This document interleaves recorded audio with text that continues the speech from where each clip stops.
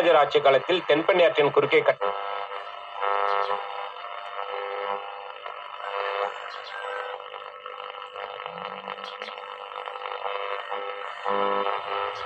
அமைந்துள்ளது. விவசாய தொழிலை பிரதான தொழிலாக நம்பி வாழும் திருவண்ணாமலை மாவட்டம் தமிழகத்திலே மிகப்பெரிய 2வது மாவட்டமாக விளங்கி வருகிறது. இம்மாவட்டத்தின் தெற்கு பகுதியில் செங்கம்தனி, திருவண்ணாமலை, கீழ்பண்ணத்தூர், செங்கம்தனி சட்டமன்ற தொகுதியில் இதுவரை நடைபெற்ற சட்டமன்ற தேர்தலில் திமுக 6 முறையும், அதிமுக 4 முறையும், காங்கிரஸ் 3 முறையும், தேமுதிக, ஜனதா கட்சி தலா